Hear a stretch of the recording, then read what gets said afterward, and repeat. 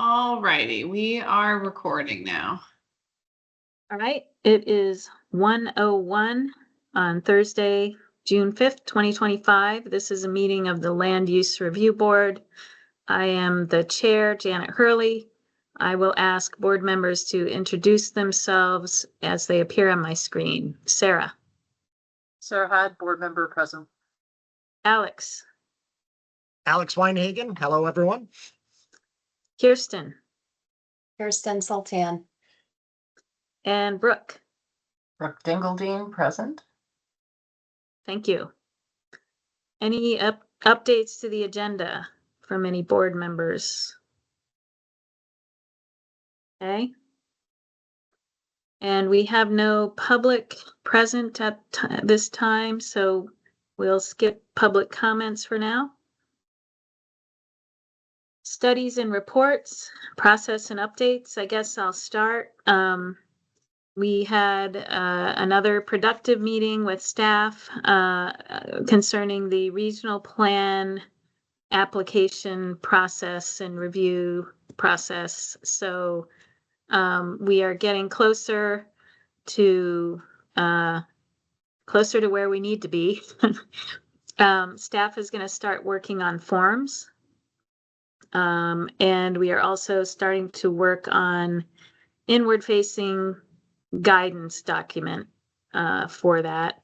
What we will have shortly is something that we'll share with RPCs and get feedback on, and hopefully we are on task to get things set up before we start getting applications in September. I don't have anything else to report on my topics of my tasks that I'm leading, so I'll turn it over to Sarah next. So I just got an email starting to trickle in with some Tier 1A framework questions, which is great. Welcoming those through June 20th. They can be mailed to or emailed, either one, to me directly. And I'm looking forward to thank you to Kate McCarthy for helping synthesize some of those so far. I think VAPTA had gone back and forth on whether or not they'd formally comment versus the RPCs. Appears that VAPTA might actually comment as a whole, which is great. However, RPCs are also welcome to comment individually. I think there are questions starting to arise about training, and just to throw it out there is, yes, we are anticipating doing training. I think that will be something we're going to try, and we talked about having those be more sort of maybe our regional offices of the different 5 ones and have grouped together some of the RPCs. So just want to put all that out there. I know we've talked about it in the past, but publicly since we're a meeting, and I'll continue to look forward to hearing more from people on those items. Thanks, Sarah. Brooke. So we're still planning for the next appeals study meeting for stakeholders, which is June 12th at Vermont State University Randolph campus at the Langevin House. And I'm getting ready to send an updated summary of the process and issues that we've been looking at. We'll be doing that either this afternoon or tomorrow morning. I have provided more information beyond, in addition to the board models. That's basically where we were at. But there had been 2 housing appeals, one from last fall that got a lot of attention in the press because of the time period that it took. And it was a housing project, and it got hung up on 2 separate appeals to the Vermont Supreme Court. And then the one that came out, I think it was almost 2 weeks ago now, the Wheeler parcel case. And so I am looking back into our Active 50 database, the Environmental Division case file, and to do 2 little mini case studies on the timing of them, so that we can take a look at how long it took at each phase of the litigation so that people can get some notion of that and have the context for those particular housing projects, which were appealed and delayed for long periods of time, and people are very concerned about that. And these are the kinds of case studies we can look at to understand a little bit more about what is holding it up, what happens when these are, reconsidered, decisions have to be made, then appellate decisions have to be made. How long is it taking at each phase? Because I think that will be beneficial to putting some context to the data and the numbers that we're looking at. So we're just prepping now for the conversations on June 12th and really looking forward to a robust conversation.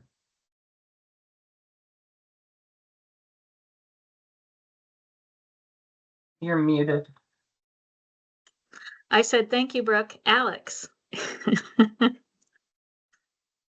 Right. So tier 3 update. I think I mentioned this earlier that several stakeholders requested an extra meeting. We held that extra meeting at their request on the 3rd earlier this week. And I think it's fair to say that maybe the majority, certainly a large number of the stakeholders at that meeting expressed concern that about wanting to see the first draft of the tier 3 rules, at least before they go out for the general public to provide input on, if not also before this board gets to see them and talk about them. So just to remind you, the way I sketched out the process originally was that we would get input from the stakeholder group and the public first in order to help frame what the rules might say. Then I would provide a draft to the board. The board would discuss it, and that would be our first draft that we would take back to the stakeholders and the public to get input on. And so I think what the stakeholders are saying is they're not super comfortable with that process, and they would like more some sort of a check-in, especially before it goes public, given the amount of angst apparently that is out there around the state about tier 3 and what it might rot for communities. So that's by way of background. By the way, the conversation on June 3rd was productive and positive, even though those concerns were expressed. And we did have some substantive conversation about where at least my vision of the first draft of the rules is going. And I think the folks that were there felt a little bit better at the end, since they hadn't quite heard from me about what I was making from all their feedback from the first few meetings. With that said, I need the board's help on deciding whether and how to tweak the process and the timeline that I already constructed for this effort based on that feedback. So I have 2 alternatives to put in front of you, and I'm interested to hear which one you are most attracted to, or if there's some other one that you're thinking of. So alternative 1 is that rather than having the board discuss the first draft in mid-June, I would actually bring it to the stakeholders during that time in order to get their input, and then bring it to you as a board to discuss at the end of June, thereabouts, maybe the first portion of July. In that alternative, it just sort of switches the order of things. The stakeholders get first crack, essentially, as opposed to the board.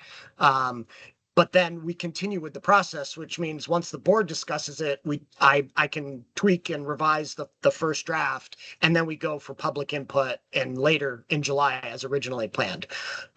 That's alternative 1. Alternative 2 is that we just stick with the current plan. So we have our board discussion and get your input on a first draft first. And then I go to the stakeholders after that and get their input before it goes out to the public in July. So the stakeholders still get sort of a look at it before the general public does through public engagement sessions, but it's after the LURB has had its first discussion of the first draft. Sorry if that's complicated, but those are I'm trying to simplify it. 2 alternative processes to what I had originally sketched out. Thoughts on which one sounds better to you, if either of them sound good? I think do you have a preference between those two, Alex?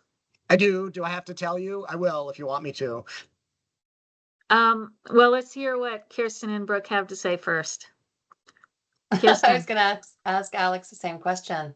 I just wanted to say, I support either option. I don't object to the stakeholder group bringing forward an initial cut on it. But I also think that before it goes out to sort of like public, like we're sort of like issuing a press release saying like, here's the board's proposed, draft version 1, that the board should itself be signing off on that content. Gotcha. So that. Okay. Go ahead, Brooke.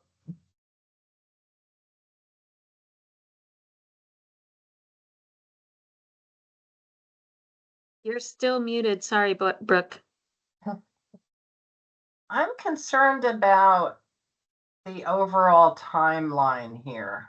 I have attended one Tier 3 meeting, and one of the issues for me was it sounded very challenging to figure out bright lines, and then of course to weigh benefits and burdens and equity and all of that. Rulemaking is a very complicated process. It requires, our lawyers to be wordsmithing. And while I don't have any problem, I think that the timelines we're dealing with are unrealistic for what I think is necessary to properly get the kind of input from our communities, from the people of the state. And I feel like this is way too rushed to be. I compare the conversation I was at a couple weeks ago or a month ago versus talking about having a draft of rules for resources that we have. I have no understanding of how we're defining them even. To me, sounds like we need to reassess the overall timeline and maybe discuss it and perhaps ask for more time to properly conduct this process. I can't even imagine how we could have a draft in 2 weeks of something that I haven't even heard the first thing about what it is that we're even defining. Or yeah, so Brooke, let me speak to that a little bit. 2 things. First of all, yes, you have heard something about it. Come on, we had an overview meeting. We know that there are 6 specific resources that that Act 181 says we have to consider, and we've talked just a little bit about those. I'm not putting you down, Brooke. I'm just saying we have talked a little bit about it. But so I totally understand, and I think the stakeholders are feeling very similar to your feeling. I think they're feeling like we've had some nice conversations. It's going to take a while to get something on paper, and we want to be able to review it, and maybe the timeline is too tight for that. So acknowledge that point. But number 2, I don't think we need to be talking about asking the legislature for an extension of the effective date of when Tier 3 happens. Remember that we're supposed to deliver the proposed rule by February 1st to LCAR. And we've structured all of our timing for that to happen. And I agree that we may not make that. That may be unrealistic. So I agree with you on that front. But remember that Tier 3 doesn't actually come into effect under Act 181 until December 31st of 2026. So I don't think the legislature necessarily did it on purpose, but they gave us a lot of slack between when the rule would likely be adopted, which would be spring, and when it actually takes effect. And so I've been telling Rachel, who's been helped in the front end, with forcing us to get these timelines down. I've been saying, let's build the timeline to meet the February 1st deadline, with the understanding that if we fall short, and we may because of what you said, we can ask the legislature or just tell the legislature we're not going to meet that deadline, but we're still going to have rules in time for tier 3 to take effect on December 31st of 2026. I'm not so worried about the overall timeline because of that slack, but I hear your point. And yeah, so to Kirsten's point, I think my preference of the two alternatives that I laid out for you is the first one, where I take some version of the first draft and outline whatever to the stakeholders first, and then come to you as a board and say, this is sort of how it's shaping up, and this is what the stakeholders' input was on it, and then we can put it into a format that can then go out to the public. And I think I like that alternative, A, because it will make the stakeholders happy, B, because they have expertise and that can help us, get the first draft better, and C, by doing it that way, we won't have a circular loop where the board does something, we send it to the stakeholders, they give us feedback, then it has to come back to the board for us to finalize it the way Kirsten indicated, only to then go out to the public. Like, I think we can get it done more efficiently.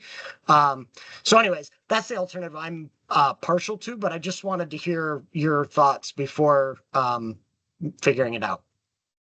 Yeah, and let me the thing that I'm most concerned about is engaging in a task of building rules if there is not agreement and understanding on a conceptual level, because when you start diving into creating something like rules on something, if you don't have an absolute understanding and clear directive of what you're trying to accomplish, you spend an awful lot of time wordsmithing, and that's where the negotiation or the conversation is happening as part of this back and forth with changing language. So I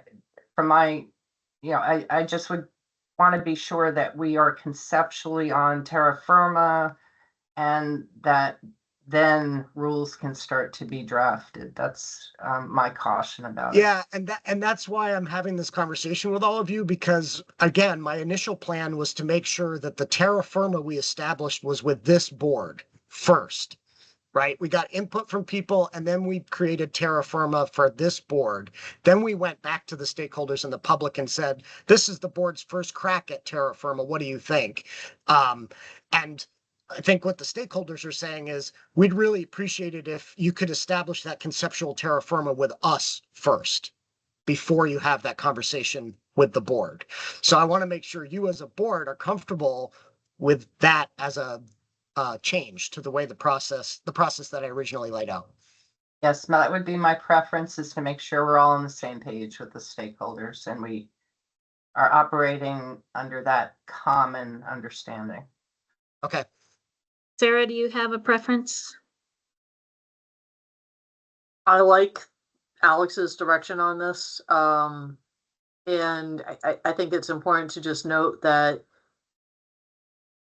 we have the final say in this. To sort of Brooke's point, if that helps, is I view the blurb as, yes, we have this advisory process, but we have the final say in terms of what goes forward. So I just think that's important to reiterate. Kirsten. Oh, you're muted. Sorry. So having attended the last tier 3 meeting and having also just a better sense of kind of where some of the higher level concepts, the current status, I feel like it would be really helpful as this work continues to advance with the stakeholder group to keep the board, informed of how things are evolving.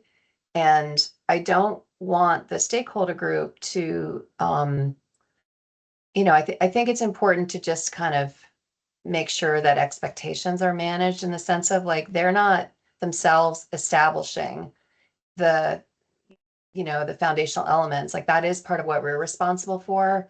And so I think, the more and maybe this stuff's sort of like flows in parallel, but I do think it's great if they can, conceive something, stand it up, and then maybe you bring it to, there's probably going to be some back and forth. It's not just going to be like part one, part two. It's probably going to be a little bit more evolutionary, I guess. So that's just food for thought.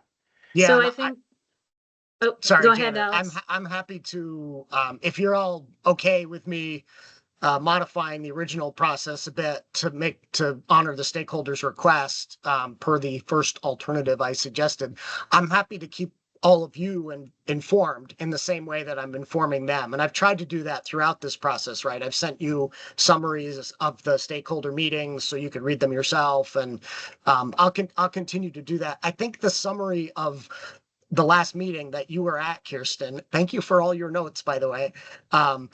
I think that will be super helpful for the other board members that were not at that meeting to understand what we're talking about and to get my synopsis of where I think the first draft is going.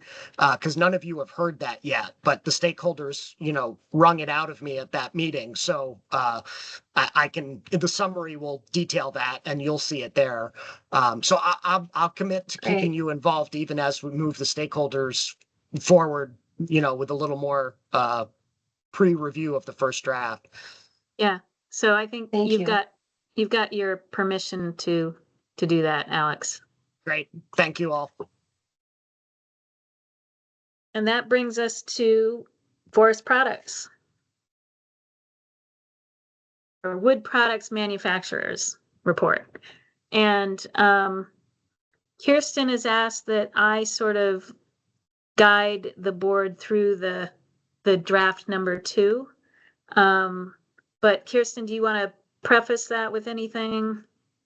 Yeah, I mean, there were some substantive comments received from FPR that I think everyone's seen that together with the board input to date received during the last 2 meetings. And also there was some input from one of the stakeholder group members who connected with me by phone, for which there was some refinement. So all the collective input on draft 1 has been considered towards draft 2 version. And I just wanted to express, some thanks to Janet. Janet and I, and have put in, a fair bit of time and navigated technology challenges. And so I really appreciate it's one of these things where every draft it's going to be a bit better. And thanks for all the good thoughts, everyone. And just so you know, it's got a pet name now. It's a cupcake. And Alex is building a wedding cake. Yeah. Maybe. So anyway, I will share screen. And can you let me know whether that appears on your screens? Good, thank you. Now, you've seen the FPR comments as each board member, right? And you've looked at the previous version, and this is, and I think you've seen a red line that Kirsten may have shared in between our 2 meetings. So this copy that is on screen is sort of all the comments that we've gotten since Monday taken into effect. There are still some formatting issues. We don't need to talk about those, but we got it down to 16 pages. And there are a couple of areas that that I think we can talk about. One, we've, I think, better classified the recommendations into 10 rather than was it 7 or by separating out the different Act 250 rule making revisions that are being recommended. And I think it just helps offer more clarity to the report to do that. So now there are 10 recommendations, but they're really the same as what we talked about earlier. Are there any questions about that? Kirsten? Well, I just wanted to point out that I'm noticing Jamie Fidel who Yes. is one of the stakeholder group members, is here with us. Or I'm seeing him present, so. Yeah, and Jamie, feel free to ask any questions or provide any comments as we go through. Okay, so no questions about the 10 recommendations. And you're good with that sort of reframing of them? Okay, I'm good with it. And the only thing that was rumbling around in my head, which I don't think is critical, is that it's always good to know your audience, and the audience for this is the legislature, right? Primarily, that's who we're Yeah. delivering the report to. That's who requested it. Yeah. If we want them to make any legislative changes to the Act 250 statute or any other statute, we might want to star those or okay, just indicate which ones, because a bunch of these, most of these are things that we are committing to do, right? Or we're Right. committing to explore or in fact do. And then there may be a couple things, I think there are a couple things in here that are actually, we're asking them to do, maybe with more guidance from us at a later date. right. 9 and 10, There you go. actually. So, I could add a sentence at in that little paragraph after the list that points that out, maybe. Yeah, I'm not convinced it's 100% necessary. I felt the need to say that Okay. they're our audience, and maybe we want to point out the things we want them to do. Okay, Sarah. Janet, I would just say 8, 9, and 10 because 8 would need funding from them. Oh, well, true. Okay. Thanks. Okay, and I did add last night late a couple of sentences at the end of the report to the conclusion that sort of gets at that, Alex. So we'll circle back to that when we get there. We've combined 2 previously separate sections and called it report background. So there was a separate key legislative charge section, and that's now combined with this section. No other significant changes in the content here.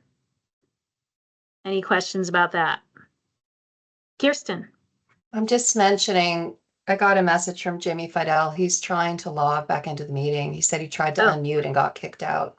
So Oh, okay. he had left, but hoping to return. Okay, great, thanks. Okay, and then study methodology and summary.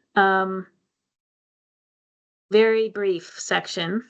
No substantive changes there. And then results. So the results section is broken up into 3 survey. To address some of the FPR comments about offering some clarity here, we changed the list of challenges that permittees reported to reflect their comments. But other than that, we didn't change too much on the survey section. Is that right, Kirsten? Yeah. I believe that's So- the case, yes. Okay, so we agree with FPR. This is a clearer way to indicate permitting challenges that were reported. Brooke? In number 2, see those parentheses, n equals a number for the size of the sample. Maybe you can make it's a little confusing. It's like you have n equals 7 and then you don't have the same consistent like being after the item. Right. Do you want me to move those parentheses to the end? Yeah, just to be Okay. consistent.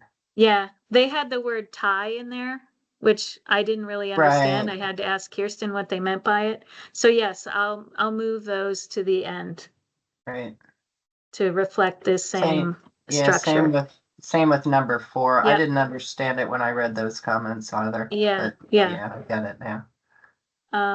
Okay, and then the summary of file review, Kirsten made some corrections on some of the numbers here.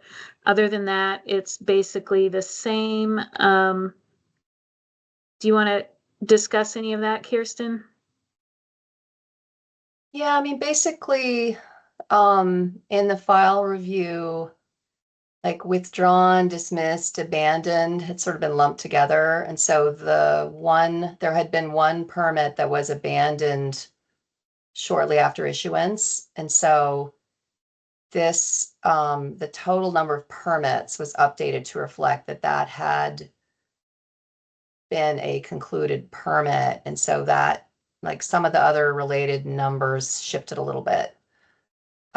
With that particular permit included as a permit. It's still listed as also, you know, the summary still denotes that it was also abandoned.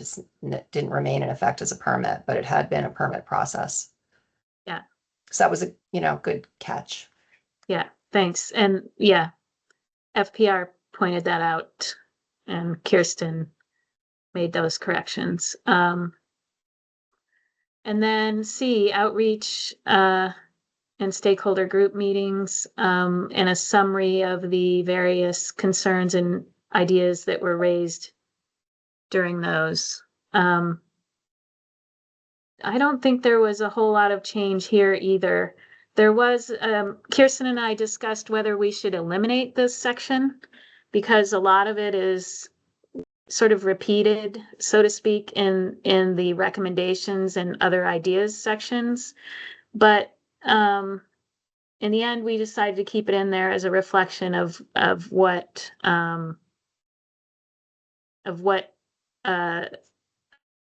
was brought forth in those stakeholder meetings and discussions with others.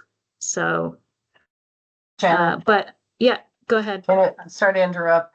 Looked like Jamie signed back in very quickly, but then he flipped off the screen again. Can we ask Maddie to see if she can help him get in? Maddie, are you perhaps able to help? Yeah. Okay, thanks. Okay, and then recommended actions has been clarified. Some of the recommended actions were not truly actions that were, or the discussion didn't really lead to them being recommendations, and we moved those over to the other ideas category. And we tried to simplify some of the more complicated pieces. Also, in the fact sheet, the Stony Brook discussion is fleshed out a little better in this section. So, any questions on that?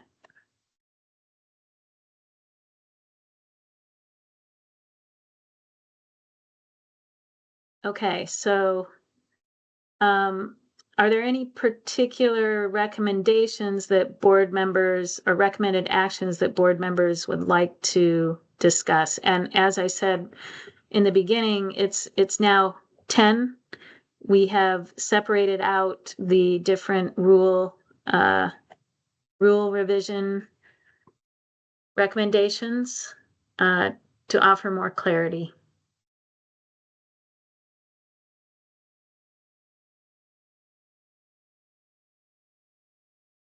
Okay.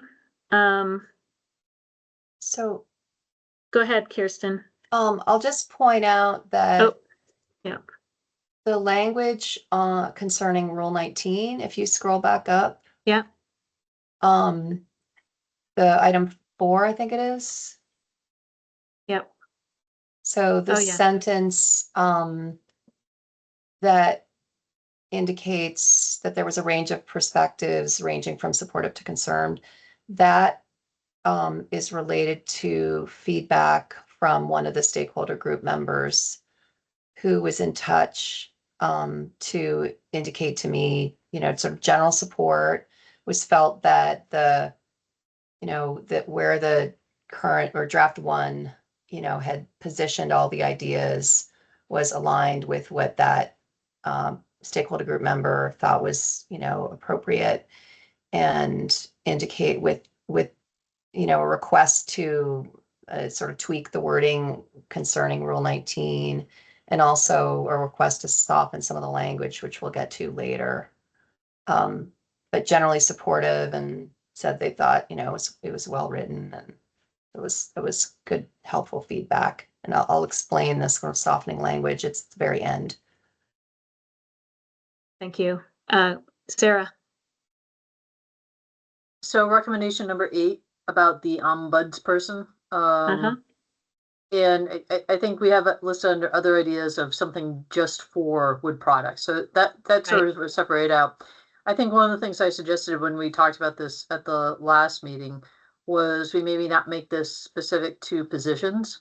That there's a way to identify the issue without saying there need to be people behind it, because there might be other options in terms of revisiting the online sort of process that was meant to take the place of the permit specialists, in terms of having people sort of self-fill in and identify what their site was and special criteria.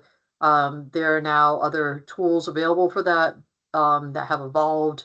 And so maybe not locking ourselves into people versus this is an issue that's identified that needs additional resources behind it.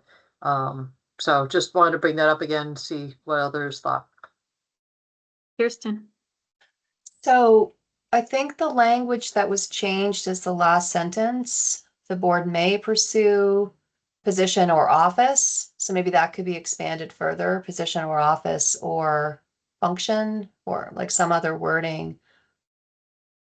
Sarah, I don't know if you Yeah. have other Position, suggestion. office, or We added office. or resources, maybe. I'm not sure I would use position because it's pretty clear it's going to be more than a person from all the How about- discussions I've been having. How about just replacing it with such a service that would address all permitting programs? I think that Alex? threads the needle. I think that's a good suggestion. I But don't care for that. I think Sarah's posing a basic question, which is, could it be addressed through something other than people? Yeah. And respectfully, Sarah, I think I want to advocate for people. I think that's what the stakeholders were saying, and I think that's been my experience with the permit navigator system. Everything can get better, absolutely, but like it's hard to replace a real live person who can help explain and point you in the right directions and answer questions. And I don't know, I feel like I'm being an old fuddy-duddy, but I only want to take AI so far, and then I want a real person to Yeah. help. And I think that's what this recommendation was getting at. I kind of want the legislature to hear it. I kind of want them to hear it, that we don't have enough living people to manage these programs to help Vermonters interface and do the right thing. And the legislature probably doesn't have too much issue with that, but various administrations over the last several decades have just hacked and slashed state government such that there's a lot fewer people than we used to have. And so, sorry, I'm up on a soapbox now, but that's kind of where I'd like to take this, is to say, yeah, maybe there's some technological changes, but really we want people. Sarah? So I think Alex sort of got to some of what I was going to say, but I'll just sort of frame it a little bit differently, which is I think there are many opportunities right now, and I think demographically there's a lack of people too, and I worry about throwing up and identifying concerns without providing.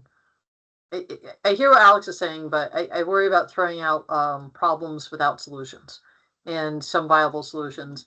And I'm not sure that going back to what we had is a viable solution. I think that maybe just saying resources provides a fuller gamut of options. It's saying it could be some people, it could be like 2 or 3 people overseeing an AI tool that does a more robust screening than what the current website does. I think the current website was a little bit before its time. There are many better models that could be employed, and then sort of fact checked and overseen by humans behind it that could help manage the workload. So I think I just want to make sure that we allow ourselves options to evolve, because I'm not sure that going back is going to be an option. Brooke? I think we have to go back. And this has been called out. The Ombuds Office notion was called out in the predecessor study that led to the enactment of Act 181. It is a chorus of people, including, we've talked with the Public Utility Commission, General Counsel, and I've had a meeting with the clerk as well. There was a bill this year that was trying to put in a permit specialist to help applicants at the PUC. And we have heard from our own staff and from ex-permit specialists that say the elimination of the permit specialist at A&R was the worst thing that ever happened to permitting in Vermont. Now, I'm just collecting this information, but I do, in the actual wood products manufacturing stakeholder meetings that I've been in, the point was made that the AI, the permit navigator, is for like fully baked projects, sophisticated people who know how to put the data in to get the right answers out. And the other thing is, as the elimination of the permit specialist had a significant impact and continues to do on the district coordinators. They now, a large burden falls on them to become the traffic cop for saying what kind of permitting is needed at A&R. So I think this is a really important issue. I think AI has its place, but how do we deal with the people like Kirsten had highlighted, who don't use technology? Not everybody uses computers or has the resources to use computers, which is where the permit specialist notion then gets married with the environmental justice requirements. And we need to, as a state, step up, in my opinion, and I'm only one of 5 board members, but to make sure that there is access to justice. And right now, we have complicated permitting programs across the state. There's several of them, many of them. And having this kind of shared resource that everybody contributes to, so it's not out of any one program's budget, and then everyone says nobody can afford it. So it is the notion that has been picked up and talked about for a considerable amount of time. And because the wood products people spoke to this issue, but agreed that, we can't expect one person to be, just for us. But they embraced, I think many of them were very supportive of the idea. So we are studying it and all the components and how to create such an office as part of the appeals study. But I think it would also benefit these folks as well, because we specifically heard that it would. Any other discussion on that one? I'm willing to leave it as it is, actually. I think that that's a good idea, Sarah, that, and isn't really in our purview to improve the existing online permit navigator, because it's not our thing. It's A&R's thing. And I think it's true that this particular stakeholder group, and the particular wood products manufacturer community, they were expressing the need of having a person. And I agree about the loss of that permit navigator program in A&R has led to more burden on our people, our living people that field a lot of these questions in our district offices. I'm willing to leave it the way it is. Though, Brooke, you said that maybe position isn't maybe the best way to. Yeah, the Act 47 study recommended, was talking in the terms of ombuds office is what they were calling it. Eliminating the ombuds office, not even using person or man or any of that sort As of. 2 words? Yeah, ombuds and Is then ombuds office. a word? I guess. Kirsten, do you have an opinion about whether we should change this here now? Well, I do think that this wording of advocate for the creation of such a position implies that it might be just one. And so I don't think I agree with what Alex said previously, that, you know, if you have this one person that's so diluted and responsible for so many things, it's just not going to be, you know, to be successful, it would be difficult for one individual live person to do all those things. So I think it could be flipped to say creation of such an office or positions. And I'm not stuck on, I mean, or it could be services, you know, office positions, comma, services. Like, you know, I'm not, I think just having the advocacy, I mean, I think the heading of the paragraph says permit specialist or ombudsperson with regulatory expertise. I mean, that we should align, you know, how we're defining it with the paragraph heading as well, if we're, you know, focusing in on this level of detail. Yeah, I mean, that looks good to me, but I'm open to, I'm flexible. Maddie? I just wanted to point out that the definition of an ombudsperson is an official appointed to investigate individuals' complaints against maladministration, especially that of public authorities.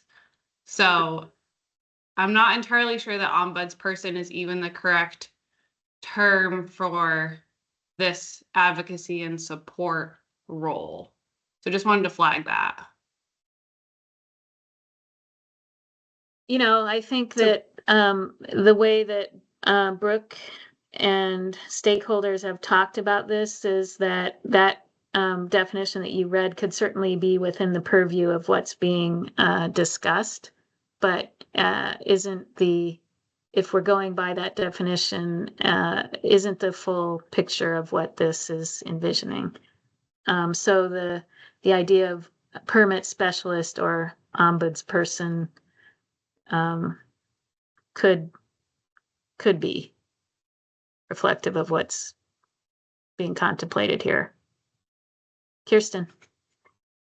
Yeah, I just want to quickly mention, Brooke and I did discuss what Maddie had mentioned, and had decided to stick with that term in part, in my mind, because of the sort of like common understanding or what that would mean. But you know, and I agree with what you just said, Janet.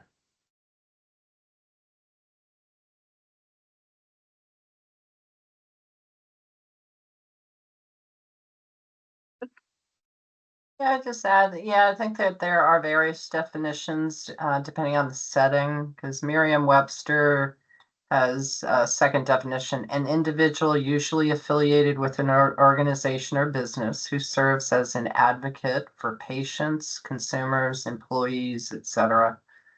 So I think that's sort of, it's a common usage kind of term, but Maddie's right, it can certainly specify, you know, more of an investigatory corruption kind of, you know, notation to it, but I think this is more of an advocacy role.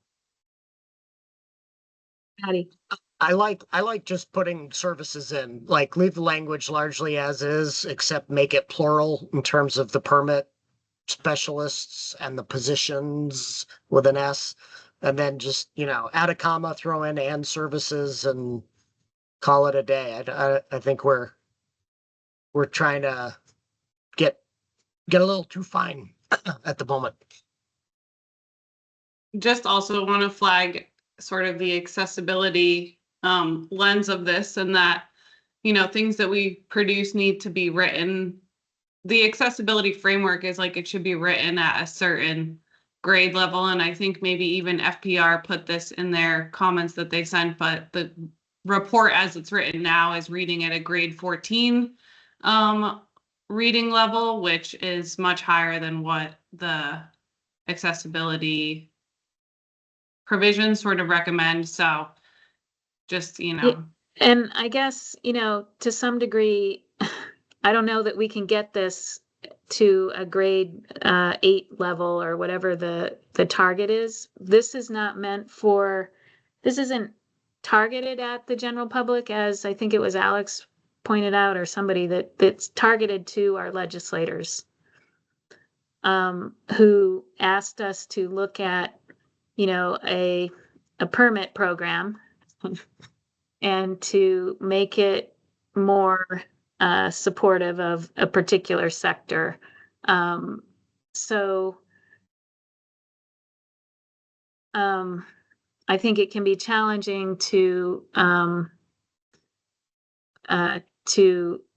produce a report based on in such technical and bureaucratic structures to meet that that accessibility criteria. Not that I think that we shouldn't strive for it, but that there is a particular audience for this report, and it is the legislature. Any comments on that point? Brooke? Yes, I agree. We need to know who our audience is, and while I think it is useful to speak in plain language and to define terms, this is not doesn't lend itself to simplicity, unfortunately, because it's a complicated matter. So I think that we have done our best. If anybody sees the use of terms that are not defined, please call those out. But I agree wholeheartedly with what you said, Janet. You know, and we have put a lot of time into simplifying the language and making it clearer, and this little cupcake has gotten a lot of attention in that regard. So it definitely reads more clearly and simply than it did a couple of weeks ago. Kirsten? Yeah, I was just going to quickly say I totally agree. Okay. So let's move on to any comments on the concept of extending to logging and forestry, what farming enjoys in terms of its relationship with Act 250.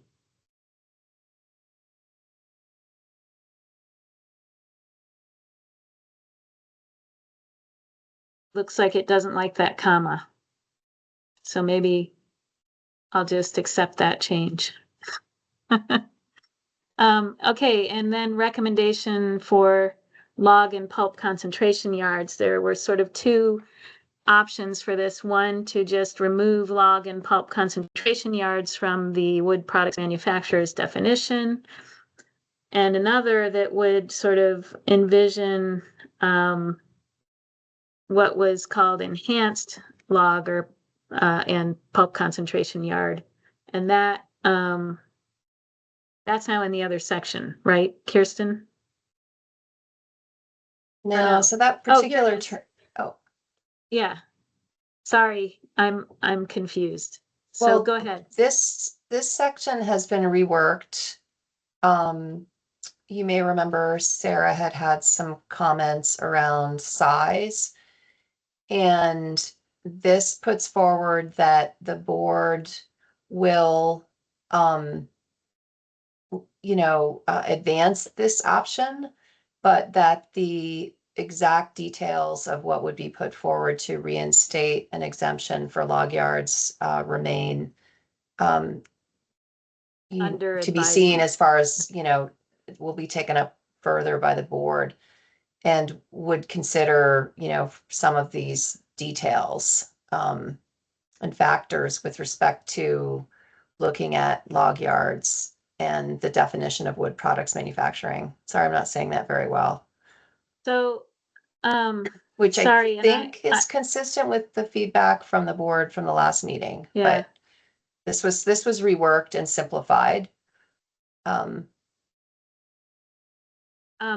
So what is the drill down recommendation? I'm just gonna go back up to, our list. Explore changes to Act 250 regulation of log and pulp concentration yards, which would require legislative approval. So I think there needs to be a concluding sentence in that, numbered recommendation item that makes that clearer. That just says,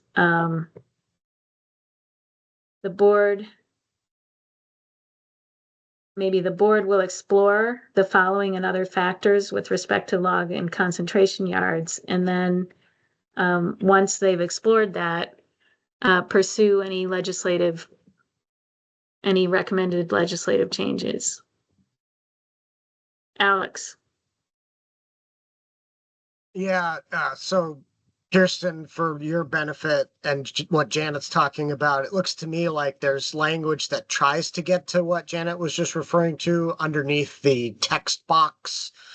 Let's see, there are multiple text boxes in this one. There's just one text box in number 10.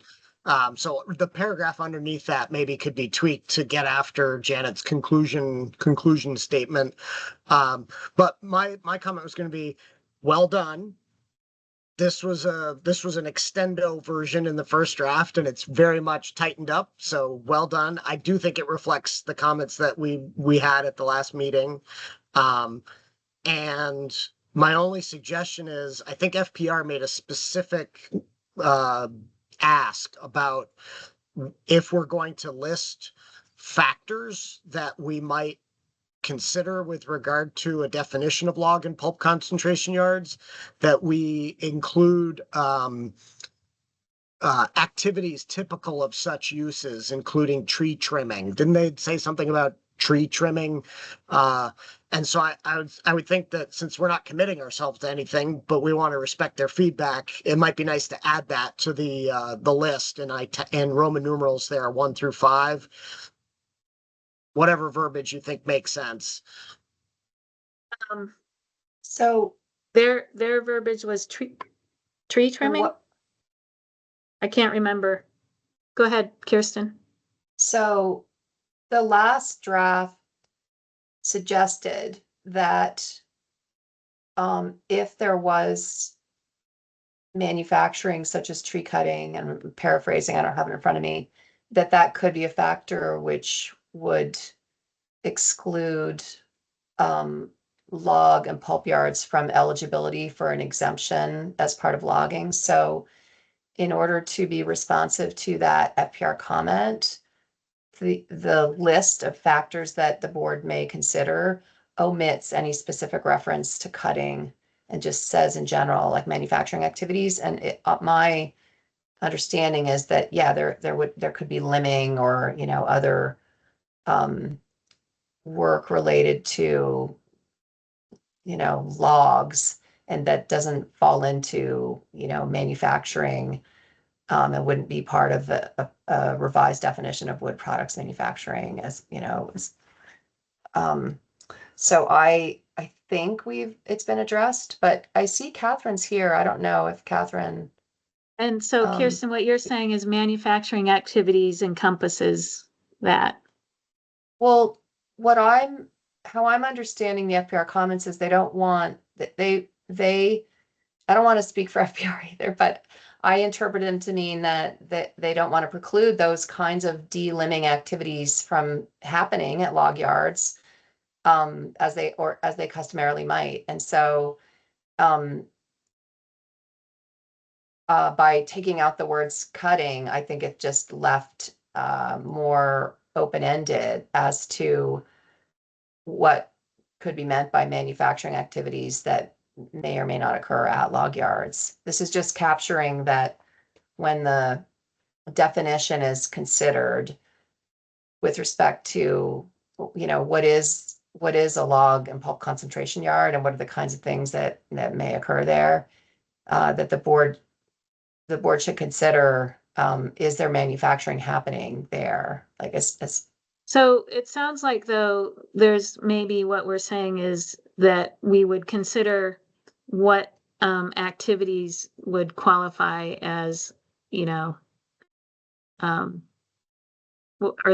would qualify other than just piling logs or pulp.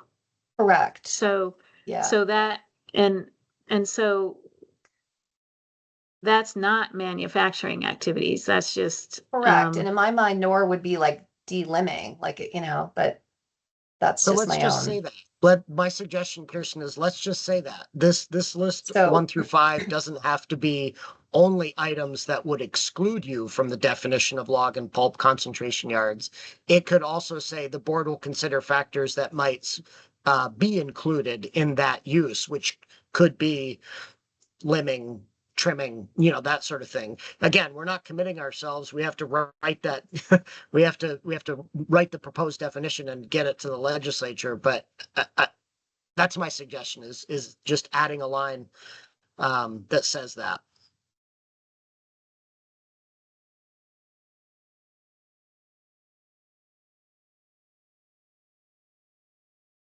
What do you think?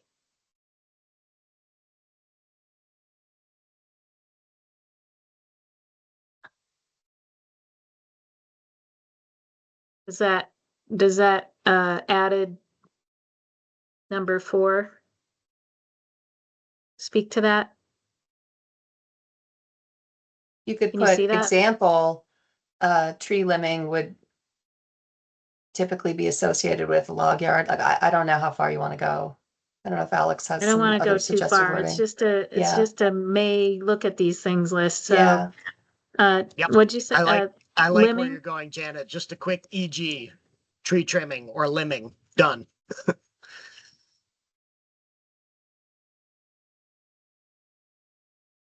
It's supposed to be a comma after the period, right? Okay, Yes. and a period here. Okay, let's move on. And so the other ideas examined. I have one question that's maybe kind of stupid, but in the recommended actions section, we number the recommended actions. And then here we letter the other ideas examined. And in a way, that's kind of good because it makes it clear which is a recommended action and which is just another idea examined, but it breaks with the formatting. Anybody have an opinion about that?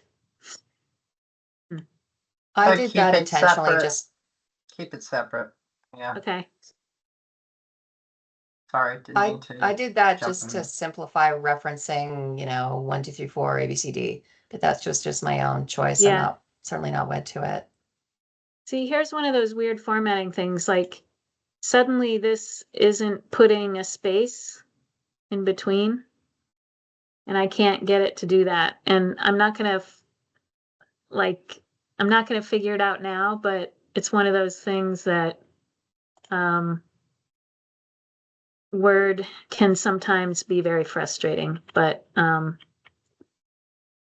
any comments on the ideas sections? Kirsten in particular highlighted changes to item J and item K.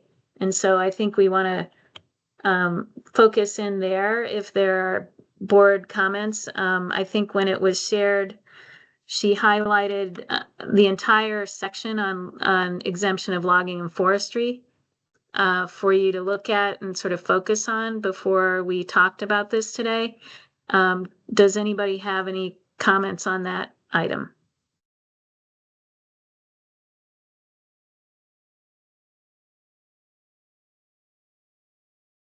I can just mention that for section J, the feedback from the one stakeholder group member was a suggestion that some of the language could be softened.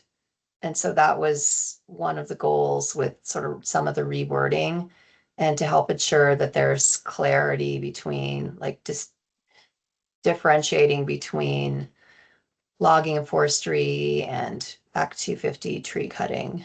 So tried to explain the issue and in a more concise, clear, softened way, I guess is how I would describe it.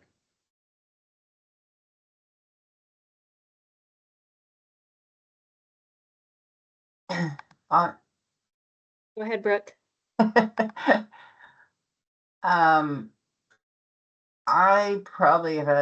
had a difficulty understanding what even the controversy is about preserving conditions of a permit that say you can't cut a tree versus like calling something forestry and that not pertain to tree cutting. So I have tried to understand what the difference of like FPR's viewpoint is versus how I understand, a physical action on the forest, whether it's one tree or a million. So to me, as long as, my position and my concern about this is I have no issue with the exemption, but we must ensure that our existing Act 250 permits are protected and not unintentionally upended with somebody being able to argue that, well, I'm doing forestry, I'm not cutting trees. So that's my concern about how we're conceptualizing how this is working. And I don't truly understand what the disagreement or controversy is about it. So I'm comfortable with staying with the notion of talking about if you have a condition that says you're not allowed to cut trees on your property in a certain location, that needs to be honored. Kristen? So Brooke, have you had a chance to read through like this current wording? That's what I was trying to do because I hadn't had a chance to read everything in detail Yeah. since it was Yeah. altered. Yeah. So I'm trying to focus in on this at the same time and say, wait, don't go by yet. Okay, we Yeah. can give you a That's fine. second to read it, Yeah. or a few seconds.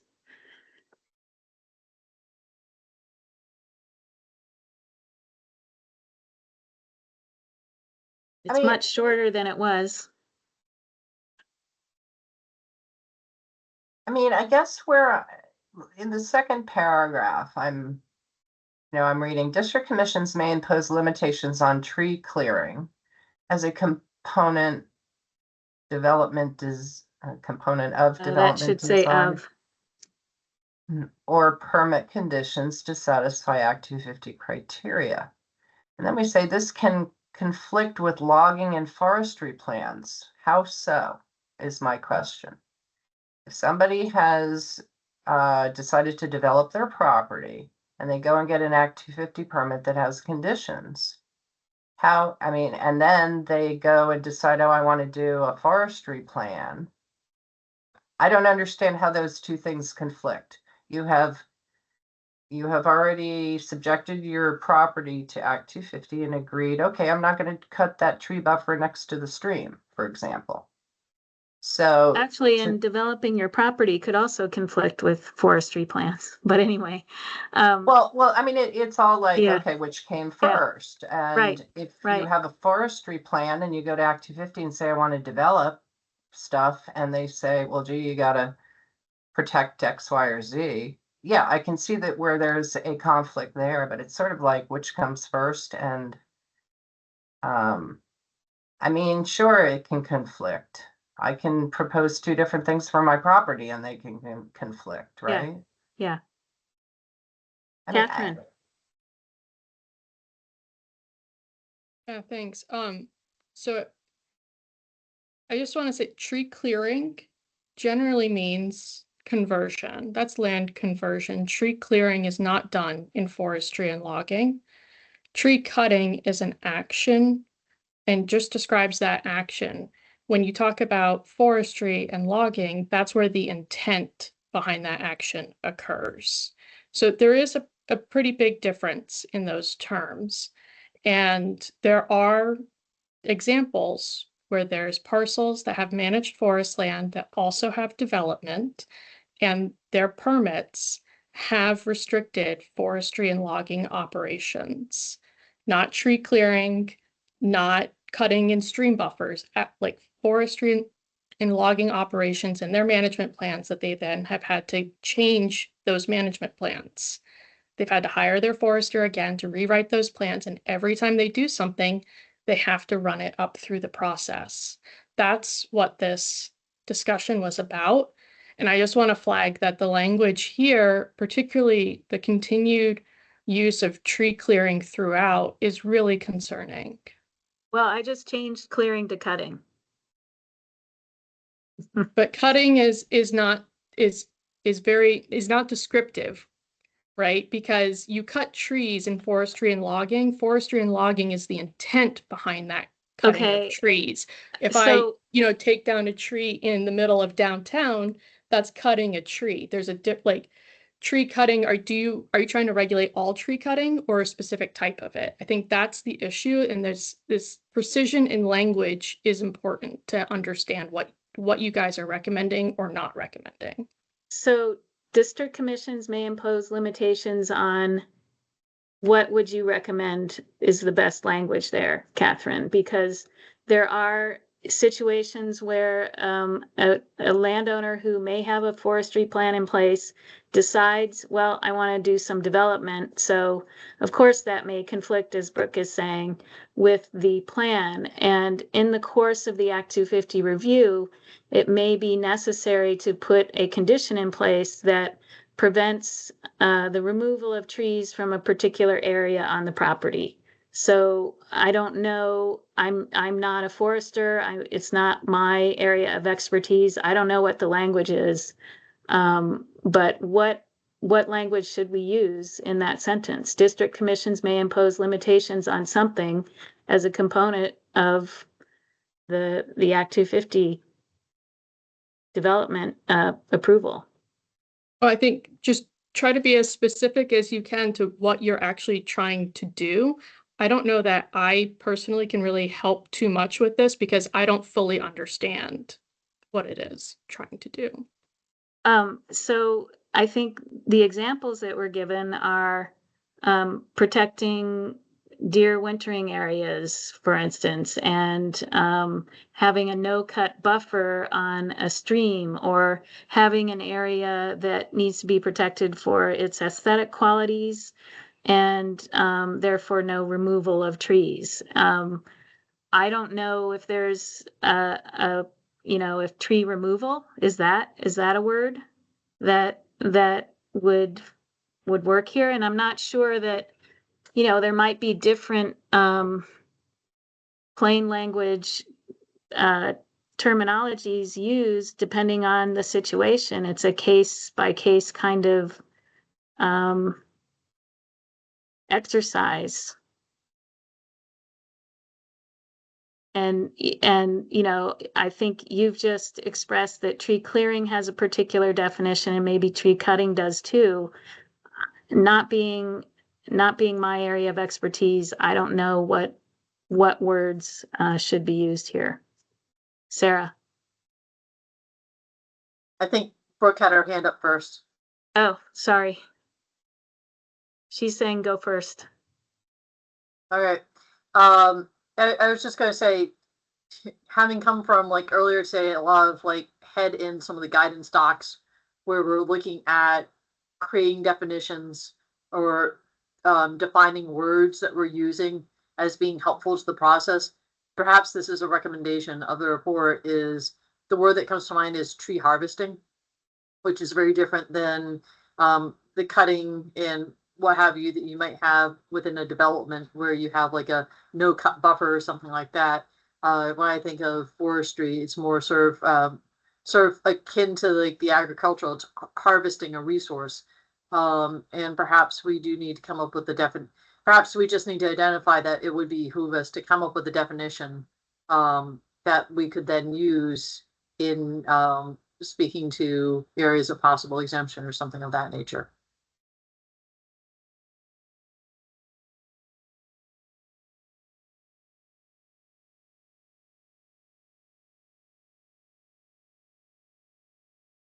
Brooke? I'm beginning to think I don't want to recommend this because if we can't even understand what logging is, obviously forestry logging needs to be defined, I guess.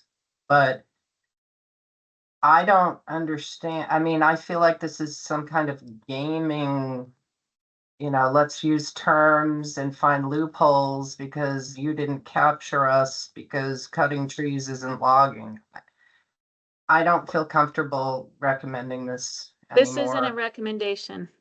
Oh, this is a- in the other thing? Yeah, Oh, yeah. I'm sorry, I was in the wrong place in my head in the document. Yeah, I mean, it really, if we're going to consider this or later or anything, I don't understand. If there's a tree there, you're not supposed to cut that tree. I don't care what you call it, don't cut the tree. That seems pretty straightforward to me. Yeah. So anyway.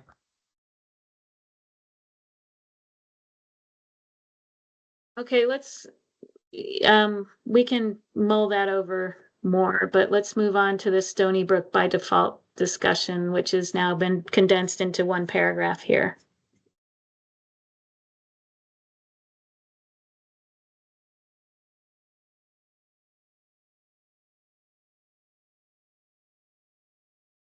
Yeah, so Alex, this was updated also in response to some of the feedback from you. I think we have a footnote in the report on the first use of the term as well at the very beginning. Yeah, and it's described in simpler language as limiting the jurisdictional project area or defining a project area, and so. Did you get a chance to look through that, Alex? And did you feel like the use of Stony Brook was clarified in any way?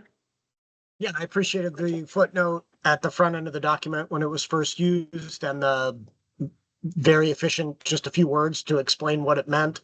So, yep, appreciate that. And I think this language in K reflects our discussion at the last meeting, particularly the last sentence that says, as an element of General Act 250 rule updates, the board plans to consider potential development and adoption of a Stony Brook rule, which would formalize this precedent.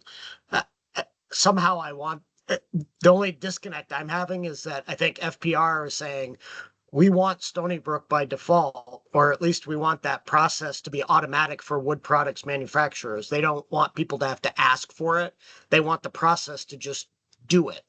And my feedback last time was, yep, it needs to be reviewed. So the current process for doing that makes sense in front of a district commission, but I would like our rules someday to make that more clear and to make it more potentially automatic in the sense that there's a defined process for it. So I'm fine with the language you have in here. It's just that last sentence, which addressed my concern, feels like it almost should be up in the recommended actions too, right? Like that's Yeah. something we're pledging to do someday in the future, is open up our wider rules and insert Stony Brook into them in a more substantive way. That's not very Yeah. helpful because I don't know how to do No, that. I don't know how to move that up to it the was recommended it was hard actions. for Kirsten and I talking about this and trying to separate which goes to what section, because there is some of this, we need to explore this a little further. Yeah. Well, it's up, it's our decision as a board, but I guess, given that FPR made that one of their top line requests, and given my passion or desire to see us look at that, next year sometime or going forward, yeah, maybe there's a way to, just like we talk about Rule 19 and Rule 34 and Rule 34D or E or whichever one it was, maybe in the recommended actions, maybe Yeah. there's a recommended action that says, Yeah. look at Stony Brook, add to rules. Yeah. Add Stony Brook to the, yeah. Kirsten, do you have any thoughts? Yeah, I mean, Stony Brook is somewhat complex. I've been involved assisting applicants presenting a request for Stony Brook. And I think that I've only seen over my years as a coordinator, perhaps one good example of someone who presented the information in this sort of really sort of analytical way, because it requires the applicant to demonstrate not just the physical land that directly supports the development, but the extent of the land impacted under all of the criteria. So you kind of have to go through this supplemental, typically narrative explanation of, here's all the criteria and here's the extent of the land that would align with, the map and the request to define a project area. So I think that if the program looks to have that more standardized, I think that is going to add tremendous complexity and frustration, frankly. The usage, it has been aligned with that it is more suited to larger parcels where you might have, for example, 100-acre tract and a gas station on the corner. And so I think that it needs to be very carefully considered how this particular precedent might make its way into something more standardized. So I think that what we had come up with is ensuring that wood products manufacturers are aware of the availability of this feature within the fact sheet and supplemental guidance. I'm comfortable with that approach. And I don't myself want to commit to saying that we will sort of be doing a Stony Brook rule, as I'm not sure that, I think that before that might occur, there would be, potentially other opportunities to look at doing some guidance or something else. And so there's no Stony Brook rule now. And I think this could be complicated, and I'm not, so that's kind of how I'm thinking about it at the moment.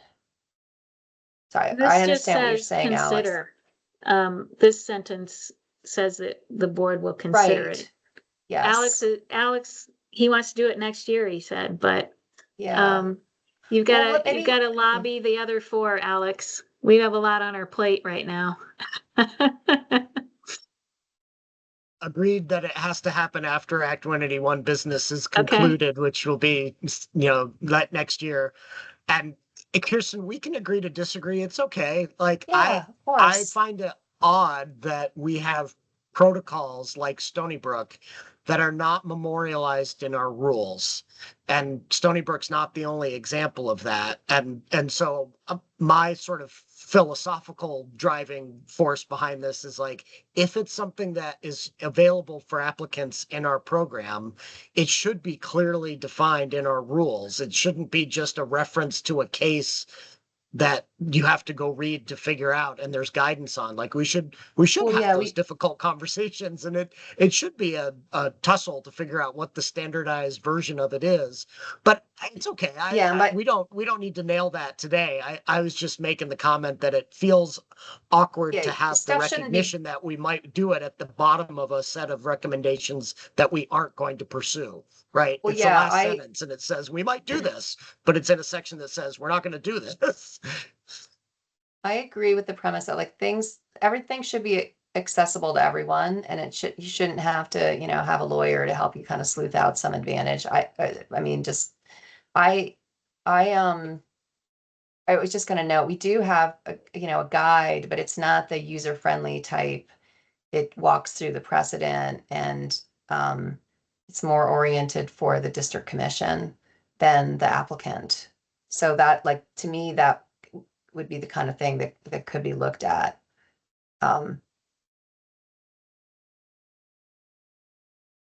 As sort of a next step. Yeah, not going to fall on my sword on this one. I was just making a point about the incongruity of that Yeah. last sentence and where it's placed in the report. Yeah. Yeah. Sarah and Brooke, do you have an opinion on that before we leave this? I don't know, Stone, I mean, yeah, we're planning on doing something. I mean, I agree with Alex. I think it's really important to standardize these things, but this is not the Queechy test where you can cut and paste it out of a Supreme Court case and just put it into a rule, which we should do. But Stony Brook hasn't been litigated much at all. And so, yeah, it is going to be an exercise. I think either create a third, like not directly relevant to this right Yeah. now, but we're going to get to it, or I guess put it above. Or how about if I say the board may consider potential development? I want you to say that and leave it where it is, because I think it is not something that's directly relevant or impactful to the wood products manufacturers. So it's probably better here. All right. I'm Okay. fine with that.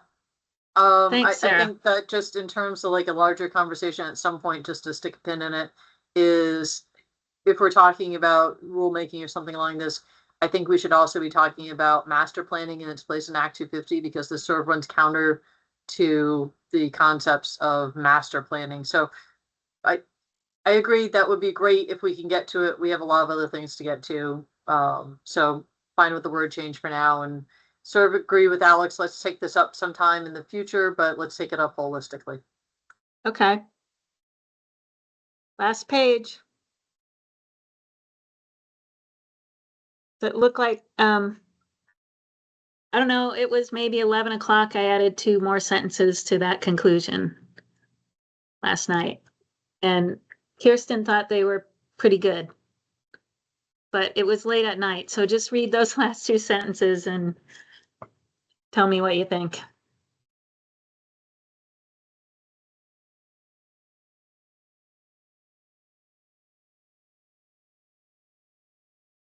Do we want to say something more explicit about our evaluation of how the minor permit process is Oh. working in this conclusion? I think that was one of FPR's comments, was that Yeah. we never, it was sort of implied that we feel that it is working and the statistics bear it out. Maybe we could just say that in Yeah. the conclusion, that, because I think that's, unless anybody disagrees, I think all of us are on the same page that the sample size is not very large.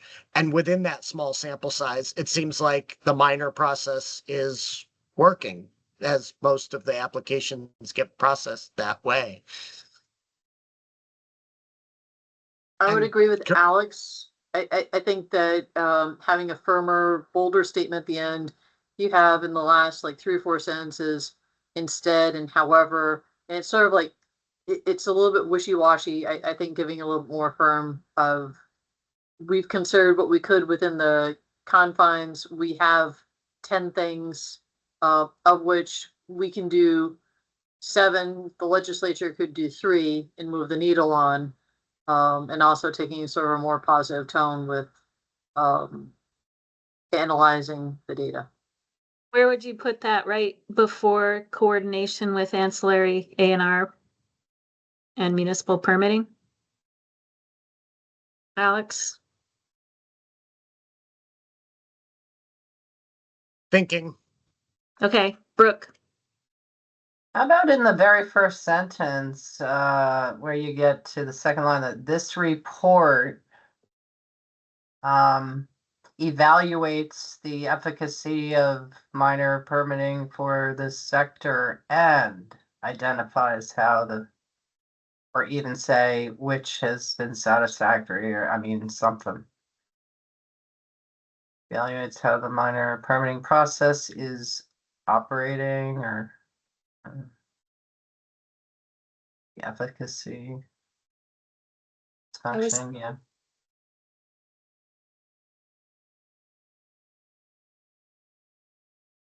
it does seem like the legislative language starts with that. Yeah, I was Right? just gonna say, we could loop It's- in the specific wording of the legislative language.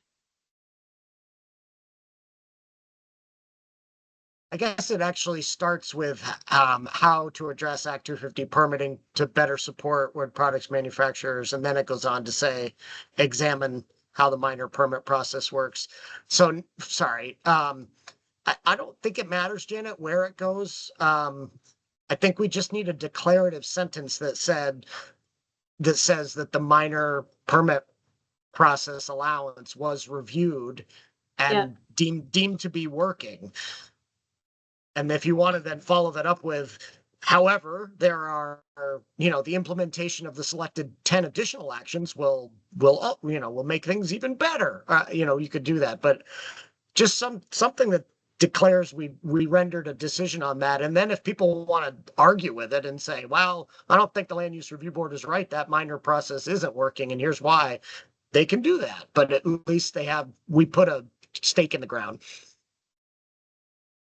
I And heard Kirsten, you and I put that right in there, Alex. Okay, Kirsten, correct me if I'm wrong. I like to make these grand statements, and sometimes I go too far. Is it your impression from the stakeholders' input that the minor process is And the- working? And the permit review processes, yeah.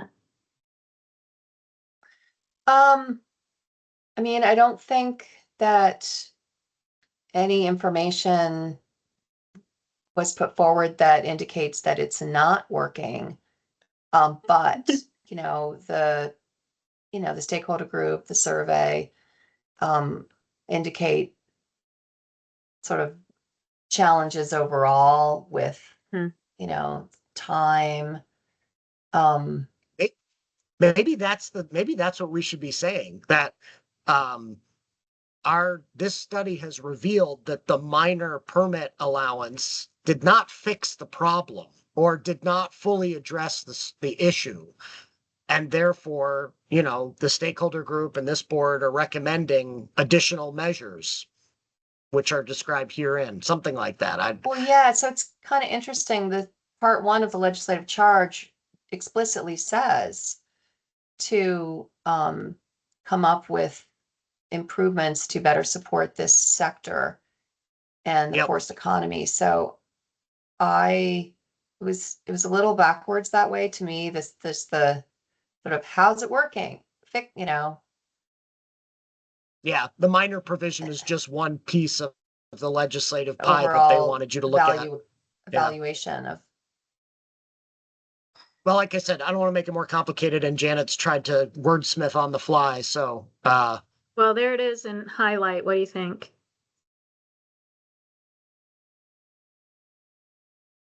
You could say did not resolve all of the challenges.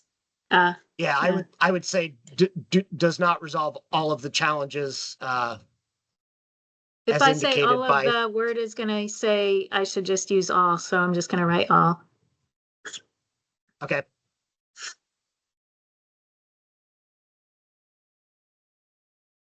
I'm satisfied. Thank you. Okay. Let's open it up. Is Catherine still here? She's bowed out. Annette's here. Annette, do you have any comments for us on our wood products draft report? Thank you for asking. I tuned in too late and I have not had a chance to review the report, so I do not have any comments at this time. When I do have time, if I do have any, I will send them to Kirsten. Thank you. Okay, I think this is on our agenda for Monday, and then we're gonna be putting it out to the public. Just so you are aware of our sort of time frame on it. Okay, thank you. So there's still plenty of time for public feedback. Okay, everybody. So can I mention one component of it? Yeah. Go ahead. Kirsten. I'm sorry, I was on mute. So there are also somewhat voluminous attachments, and I'm not sure it's necessary to include all of the ones that, you know, are currently contemplated. And I was thinking maybe Brooke and I could kind of go through those and come back with a recommendation of like, are there some that can be omitted or, but I don't know if others have had a chance to look at them and have thoughts or would want us to do that.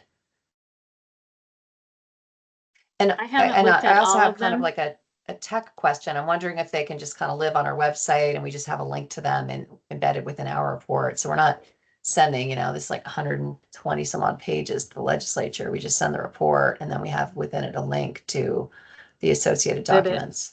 Yeah. That sounds like a good idea. That's a good question. We need help from staff on that one. Pete or others, if you have experience with filing legislative reports and how much we can keep out of them and just include by reference. Yeah, I think when we deliver them, it's usually digitally anyway, so I wouldn't worry about like the number of pages per Okay. se, but yeah, we could certainly include some links if you want to just keep those separate. I think that's certainly reasonable. Okay. I think that makes sense. Yeah, I know that if our audience is not if our audience is legislators, and if I was a legislator and my committee chair sent me this report and said, hey, we're going to talk about this next week, and it was a 120-page PDF, even if it was only 16 pages of real text and the rest were exhibits and appendices, it might dissuade me from looking at it. So smaller number of pages, as silly as that sounds, with reference to an external document or links might be better.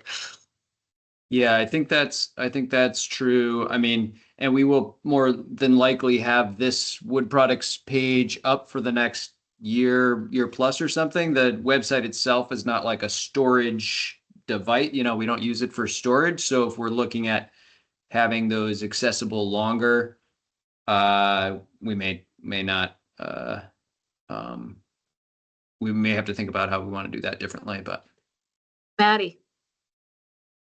Yeah, I agree with Pete. I would recommend that you don't just link the exhibits like with a website file path, because things can change on the website, and if links are broken, it can be frustrating for folks trying to do that. So if you're worried about the length of the total report, you could do like the actual report itself and then a supplemental PDF that's all the exhibits. And like Pete said, we'll keep the things on the website, you know, for as long as is necessary, but there's always the risk of having broken links and things like that. So just wanted to flag that.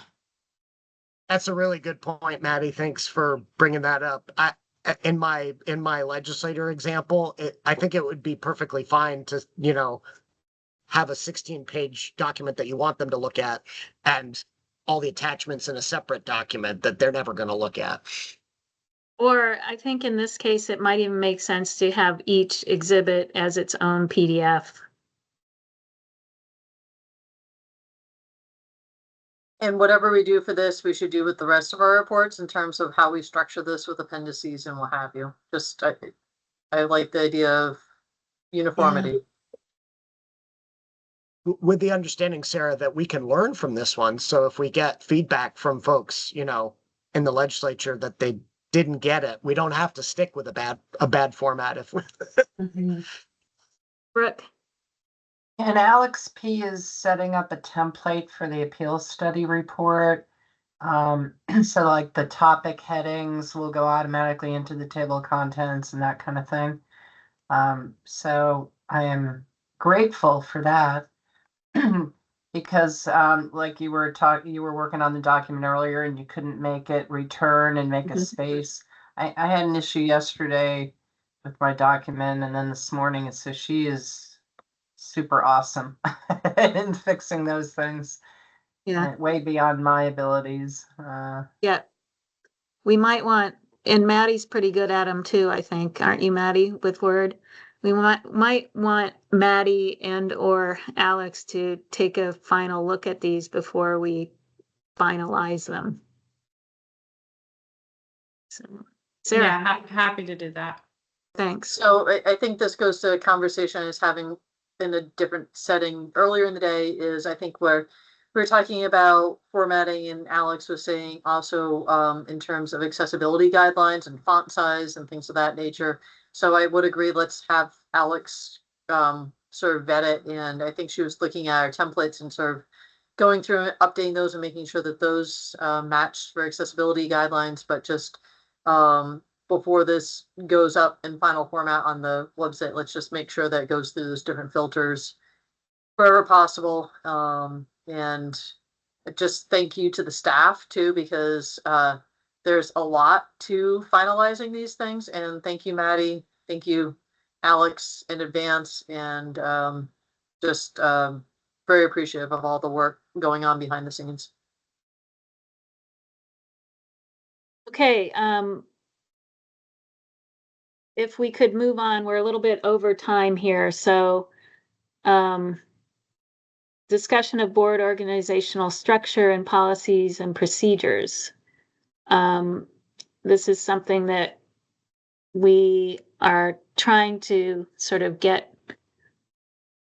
some traction on and some work done on, and I think it's going to be on our on our regular agendas for a while. And I'm not sure whether we have much today to present anyway on it, but we want to keep talking about it. And part of this is that we are a new board that is working to understand and articulate and then implement what our roles are. And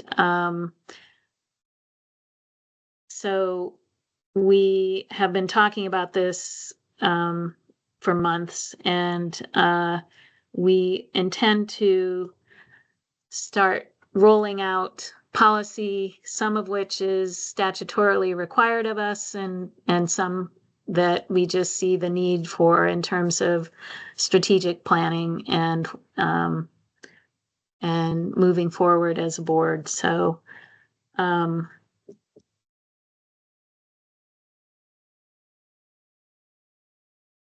Janet, I don't want to ruin your flow here, but I've got a couple operational updates too that are on the agenda beforehand, but we can return back to those. Oh, I'm sorry. You know what? Yeah, No. we're so far over that I skipped operations, budget, and legislative updates. Let's come back to it, Pete, after I can hold off we- until another meeting too as well. There's nothing that's critical. Well, So I mean, actually, at I your think pleasure. I think some of what you might say sort of feeds into conversations that we've had around this board organizational structure, policies, and procedure discussion. We've talked about sort of how the board should be involved in how we're structured in terms of where our personnel resources are allocated. And I think if I'm remembering that's what you wanted to, so why don't you go ahead with that? Okay, great. Yeah. And I'll just jump in just to cover the topic. Legislative, no significant updates. A couple of things have moved on to the governor's desk. But otherwise, no significant updates there. We'll keep you tuned on that. But In terms of operational sides of things, I just wanted to give the board kind of an overview of where we are and in terms of the hiring of the new positions. As you know, we've got 2 positions funded for the conversion of the ARPA funded positions to permanent classified positions. We've been working through kind of the HR processes there. Unfortunately, there was a little bit of a hiccup on that in terms of receiving position numbers. You wouldn't think that that would be a big deal, but it actually holds up kind of the hiring transition process not to have the actual position numbers. And the latest we've gotten from HR is that you need those numbers to move forward, and they are not going to come up with those numbers until after July 1, the effective date. We were hoping to get some more of those things kind of started and going beforehand. So just in terms of timeline, it's pushing things out just a little bit farther than we were anticipating. But just kind of overview of where we're going with all of this once we get through those hurdles is to hire on at least one individual within the permanent classified position that we received as soon as possible, and then possibly simultaneously with that, hiring somebody into the ARPA funded position so that we utilize those ARPA funds to their fullest extent, and then transition that person or that position into the full-time classified position, probably somewhere around the start of the new year to next June, somewhere in that range, that transition would occur. In terms of kind of what the structure of those positions look like, as I mentioned, I think at previous meetings, certainly interested in board input on and thoughts on this, but conceptually right now we're looking at keeping those permanent positions in sort of the roving usage because of the flexibility and the consistency that provides. I've certainly talked with current staff and former staff in those positions to get their sense of how that works and what kind of some of their preferences and thoughts are on that as well. And we'll continue some of those conversations as we think about this. But one potential adjustment with that is right now previously we had been using one ARPA funded position in the South predominantly, with certain exceptions, and then one sort of more in the northern districts with certain exceptions again, and looking at maybe is that the right bifurcation? I think some geographic location based with those positions, with the roving positions, can be helpful, but maybe an east-west looks better in terms of utilizing them. Again, there's flexibility within those positions and the ability to be able to do that. So anyways, those are kind of conceptually where we're looking, but within the end of this year to beginning of next year would have 2 permanent positions with that kind of structure. And then, there may be some look back at how that's all working. And certainly with your report in 2029, you're going to be looking at overall staffing of the organization as part of that report. Might be a good time to kind of revisit some of those decisions and conversations as well. So I'll open that back up for any questions or comments on any of that. Well, Pete, my sort of general curiosity is when you try to organize these personnel to fill gaps and help with coverage and all of that, you must have a very good sense of which districts are underwater or which districts are have bandwidth and that sort of thing. It's not quite as black and white as that, of course, but I don't. So at some point, doesn't have to be right now, but at some point it'd be interesting, I think, for the board to hear from you about where you think the need is. Mm-hmm. Yeah, just to answer it briefly, the need varies, and that's what's really helpful about having those positions as flexible positions, because I have biweekly conversations with all of my staff, alternating weeks, with each of them. And one of the first questions I almost, routinely ask is, how are you doing? How's the workload? What are things looking like? Where do you need help? That kind of thing. Do you need help? Do you have capacity to help others? And that's with all of the district coordinators. So that does happen on a fairly regular basis. With that said, there are particular districts where there's more happening, and particular districts where there's less. I anticipate also some of that is going to change, and this is why I mentioned the 2029 report, because there are changes in terms of the overall structure of how the districts are going to work given the tiered system, and we're gonna learn and see more, and need to be flexible and adjust for those types of things. So I could tell you something now, but it's gonna change over time. And the bottom line is, we've got a pretty good pulse on that, and it's something that is changing, day to day, person to person, or at least couple weeks to couple weeks. Yeah, I appreciate the fact that things are going to change. That's a very good point. So it's good to retain flexibility in order to be nimble as the changes come. And I don't think any of our districts are hemorrhaging in terms of, workload and staffing. But I guess what I'm saying is if one of them is, let us know, please. Yeah, District 5, just to give you kind of a quick overview on that, District 5 and District 4 typically are very busy districts, but it will fluctuate on other districts. A big project with lots of different parties can really slow down a district that maybe historically has been a little slower or something. So, yeah.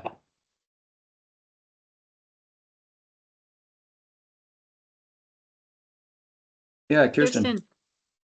Yes, I'm just wondering, are these going to be, or do we know if they have to be posted sort of for all external and internal candidates, like advertised in the same way that, classified positions typically are? Yeah, I think we have some degree of flexibility in doing that and making those decisions. But yeah, we will get some more confirmation from HR on some of those pieces too. It's a little bit of a unique circumstance because we have these conversions, so there are some details that still need to be worked out that way, but there is yeah, I'll just leave it at Well, yeah, that for and now. with that, it's kind of like related to that, is there flexibility to assign location? Like, does it, my observation is, these positions get made known with this position is based in, Montpelier, Rutland, Burlington. So, Yeah. is there a plan with sort of east-west? Would the idea be to probably both assign into a more centralized location, at least initially, or? Yeah, what we've learned is sorry. Go ahead. Is that still getting defined? Yeah, what we've learned is it's actually relatively easy to make those changes if we need to. So that will depend on kind of who and where those ultimately get how that ultimately gets structured, I guess. But okay, great. Any other comments or questions for Pete, and any other discussion about organizational structure and strategic planning at this point? Kirsten? So in terms of backfilling the ARPA funded position, how is that something that can be initiated sooner? And then how long, what's the duration of the funding that would be available for that? Do we know? Sorry, duration of the ARPA funding, is that what you asked about? Yeah, like the limited. Yeah. So we have funding for two the limited service positions that would get us halfway through the year, or for one better way to say it is just for one position could be for a full year, basically from June.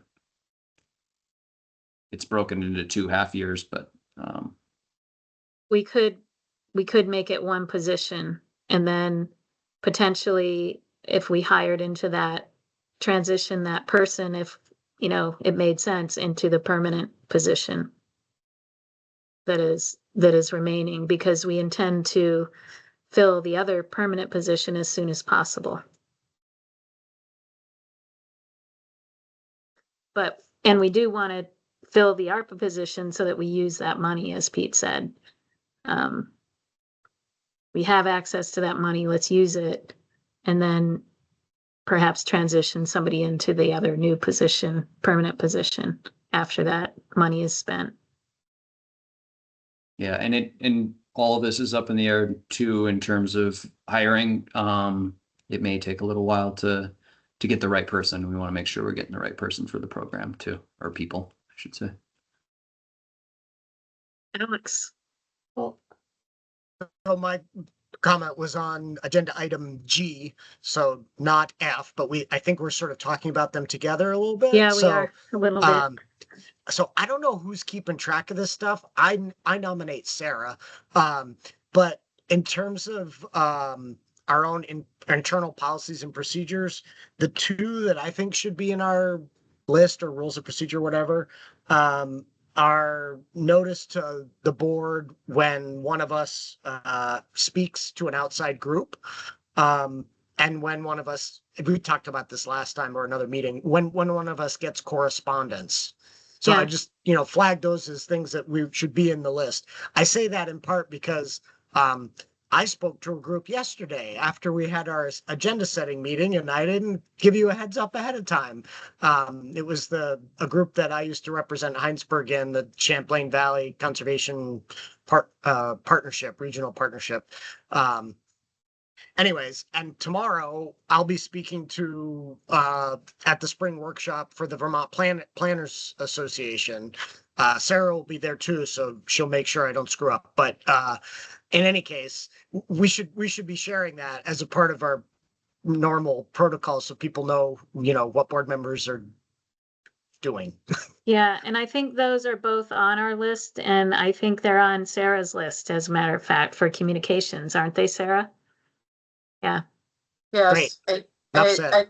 think just to procedural rules too, is we did touch base with the attorney that's reviewing that and ask them to sort of dust it off.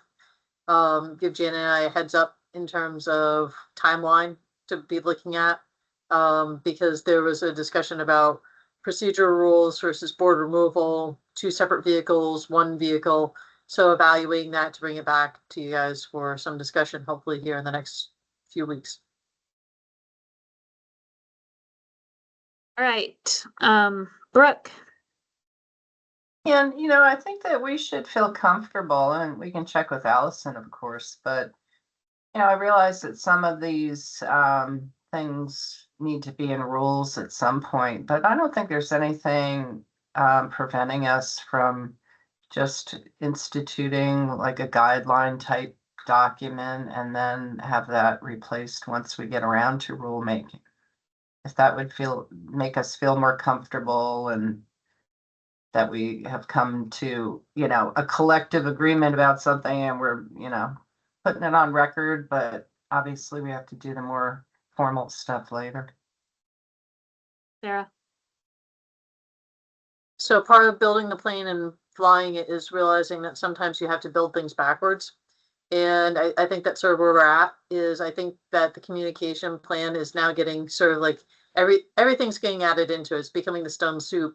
And eventually we'll be able to pull things back out and say, okay, well, we've addressed over here in procedural rules. Eventually where this would all want to get to is a strategic plan that then drives all the rest of our policies. But I think right now trying to fill in the cracks where we can for here now with some commonsensical type things of what we've actually been doing and how we've been interacting is prudent. So here's me just saying, I'll do my best to capture everything, realizing that this might be more of a placeholder until we get to that more sort of formal process and we can weed things out as we go. Right, so we're 15 minutes over on this agenda item at this point, but I do want to just ask Annette whether she has any comments before we consider going into executive session. Thank you, Janet. That's very kind of you. I do not at this time. Okay, thank you. So is the board okay to move on to H, discussion and possible action on appeals enforcement and attorney-client memoranda? Okay. Do I have a motion? Brooke, I move that the board make a finding that, let me start over, sorry. I move that we go into executive session to discuss possible appeals, enforcement actions, or get attorney-client privileged information, the premature knowledge of which in the public would prejudice the board or others, and would move that we make that finding and go into executive session. thank you. I'll second. Thank you, Kirsten. Any discussion?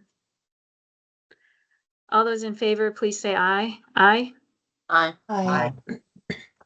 That is unanimous. We will leave this meeting venue and return before adjourning.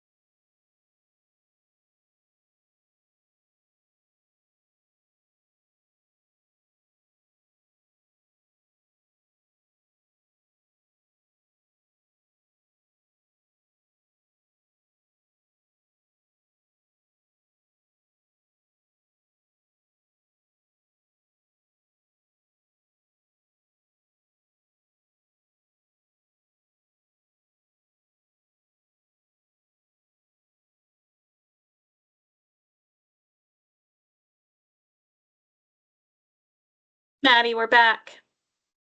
Sounds good. We're still recording. Okay. And we have nothing to report out from our executive session. I'll move, we adjourn. Oh, I'll wait, Brooke? second. Oh, that's okay. Any discussion?